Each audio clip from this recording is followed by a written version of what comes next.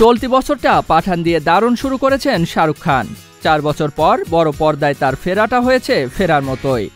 Record ব্যবসা করা ছবিটির পর চলতি বছর অভিনেতার আরও 2টি সিনেমা মুক্তি পাওয়ার কথা। ভারতের এক গণমাধ্যম থেকে জানা যায়, মুক্তির আগেই ছবি দুটির স্যাটেলাইট ও ডিজিটাল সত্ত্ব 480 কোটি রুপি বা 630 কোটি টাকায় বিক্রি হয়ে গেছে। চলতি মাসেই শাহরুখ খানের পরের সিনেমা জওয়ানের ট্রেলার মুক্তি পাওয়ার কথা। দক্ষিণী পরিচালক অ্যাটলি কুমারের ছবিতে শাহরুখ ছাড়াও আছেন নয়নতারা, বিজয় সেতুপতি। অন্যদিকে হিন্দি সিনেমার অন্যতম ব্যবসা সফল পরিচালক রাজকুমার হিরানির পরের ছবি ডানকিতেও আছেন শাহরুখ খান। এতে তার বিপরীতে অভিনয় করেছেন তাপসী পান্নু।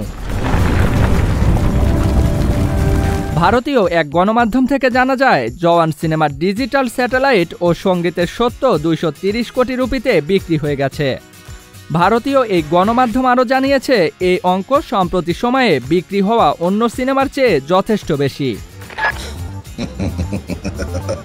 শাহরুখের 2 সিনেমার সত্ত্ব যে 600 কোটি টাকার বেশিতে বিক্রি হলো, এর বড় কারণ অবশ্যই পাঠানের ব্যাপক সাফল্য।